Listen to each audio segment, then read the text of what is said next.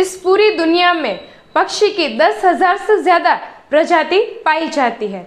सभी की शरीर की बनावट एक समान ही है, वहीं 2 आँख, 2 पंख, एक गर्दन। फिर भी ईगल क्यों किंग कहलाता है? क्या ऐसी स्पेशलिटी है ईगल में? क्या उसका ऐसा एटीट्यूड है जो उसे सबसे डिफरेंट करता है? हेलो एवरीवन, नमस्कार, welcome to my channel Tisha Hingrajia. तो आज मैं आपको ईगल की मेंटालिटी, ईगल का एटीट्यूड के बारे में बताने वाली हूँ। तो क्या ऐसा स्पेशल थिंग्स है ईगल में जो वो संघर्ष करता है, वो अपना परिश्रम करता है और वो किंग बन सकता है। बन सकता नहीं, वो किंग है ही। इसीलिए हमें भी बनना नहीं है, हम है ही, ऐसा ही बिलीव रखना है। ईगल सबसे पहले हाई रिस्क ट्रेनिंग लेता है। तो यह सबसे पहली फर्स्ट जो थिंग है वो है, आपको कभी भी जो भी परिश्रम आए, जो भी कुछ आप अपनी लाइफ में प्रॉब्लम्स है, उसके लिए आप रिस्क लेना सीखो। जब छोटी छोटी चिड़ियों के बच्चे चहचहाना सीखते हैं, तो वही ईगल के बच्चे ऊंची ऊंची उड़ान भरना सीखते हैं। 1000 किलोमीटर ऊपर दूर तक उसकी माता ले जाती है ताकि उसे पता चले कि उड़ान बहुत ऊंची है, तुम्हें ऊपर तक जाना है। तो आपको भी हाई रिस्क ट्रेनिंग से थोड़ा बहुत सीखना चाहिए। जब भी आप कंफर्ट जोन में रहोगे तो आपको कभी भी रिस्क लेने का विचार नहीं आएगा। इसीलिए आप हमेशा पहले से ही थोड़ा सा रिस्क लेना शुरू कर दो, क्योंकि रिस्क के बिना कुछ नहीं मिलता। थोड़ा सा रिस्क तो आपको लेना ही पड़ेगा। यदि आप अपनी लाइफ में रिस्क नहीं लोगे तो आपकी लाइफ रिस्क में आ सकती है। तो आपकी चॉइस है, आपको क्या करना है। तो सेकेंड चीज़ ये है कि ईगल हमेशा अकेला उड़ता है। वो कभी छोटे पक्षियों या फिर किसी अन्य पक्षी के साथ कभी उड़ान नहीं भरता, क्योंकि उसे पता है कि जब हमारी मंजिल होगी तो हमें अकेले ही पहुंचना है। वो कभी भी अपने साथ या फिर ईगल के साथ उड़ सकता है, लेकिन वो छोटे पक्षी के साथ कभी नहीं उड़ेगा। उसकी स्पेशल मेंटालिटी है कि वो जैसा है उसके लिए वो एकदम स्पेशल फील करता है। उसे अकेले रहना ज़्यादा पसंद है। इसीलिए आप भी लोगों की बातों में कम आए और अपने गोल पे अकेले चलना सीखें। आप अपनी लाइफ में सक्सेसफुल ज़रूर बन सकते हो।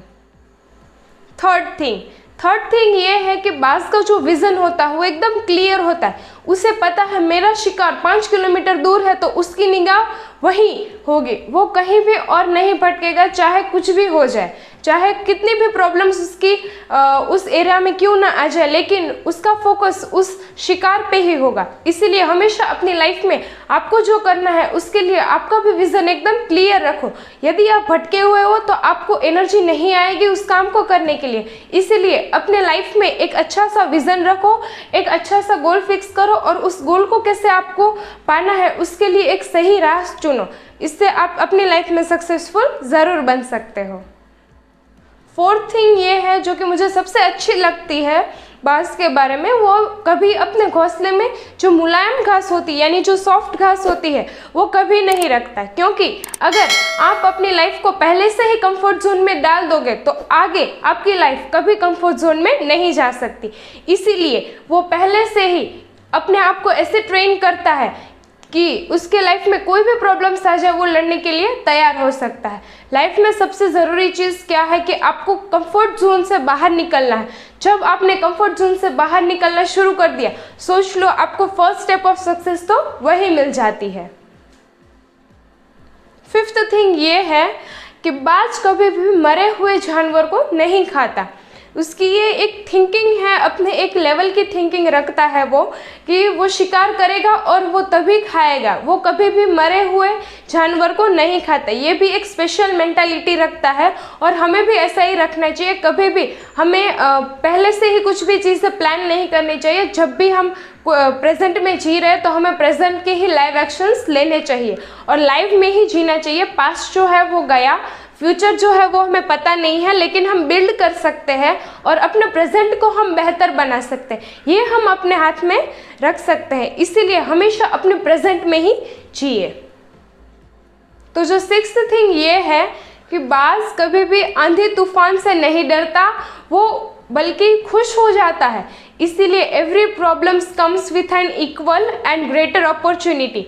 देखो, सबसे पहले बाज की ये मेंटालिटी को आप समझो कि बाज जब भी आंधी तूफान आएगा तब वो खुश होता है। यानी जब वो सिचुएशंस जो टफ होती है उसमें वो खुश रहना सीखता है।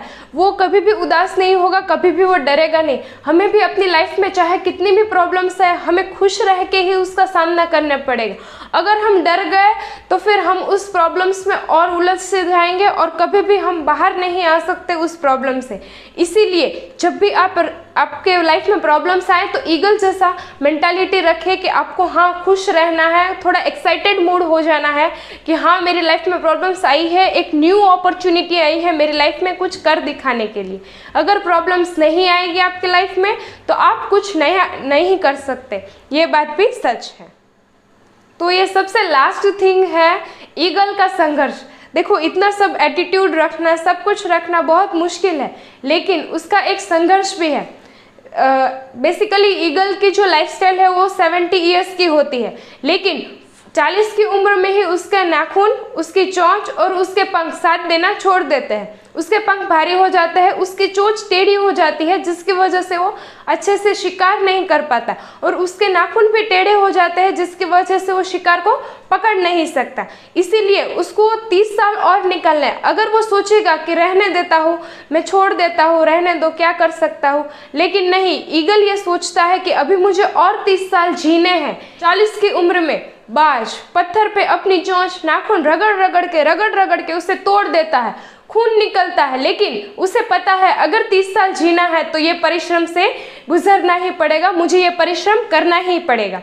उसके बाद कुछ दिन बाद नई चोंच आ जाती है और उससे वो अपने भारी पंख को भी तोड़ देता है जिससे नए पंख आए, और 6 महीने बाद वो ईगल अपनी एक नई उड़ान, एक नई उम्मीद के साथ आगे बढ़ता है। इसीलिए उसे पता है अगर 30 साल मुझे जीना है तो मुझे ये 6-7 महीने का संघर्ष करना ही पड़ेगा, तभी वो आगे 30 साल जीता है। इसीलिए हमेशा अपनी लाइफ में भी ऐसा ही करें। कभी भी लाइफ में लगे कि हाँ अब मैं कुछ नहीं कर सकता, तो अपनी पास्ट के थिंग्स में से कुछ सीखें और उसे इस टाइप से आप एनालाइज करें, उस टाइप से आप सीखें कि आप अपनी लाइफ कभी भी स्टार्ट कर सकते हो। लाइफ स्टार्ट करने के लिए कोई भी उम्र नहीं होती। आप जब भी लगे कि हाँ मैं कर सकता हूँ, तभी से आपकी लाइफ स्टार्ट हो जाती है। Thank you so much for watching this video till the end. अगर आपको मेरी ये वीडियो अच्छी लगे, लाइक शेयर एंड सब्सक्राइब करना बिल्कुल ना भूलें। सोच बदलो, देश बदलेगा, और ईगल जैसा एटीट्यूड रखना बिल्कुल भी ना भूलें। जय हिंद, जय भारत।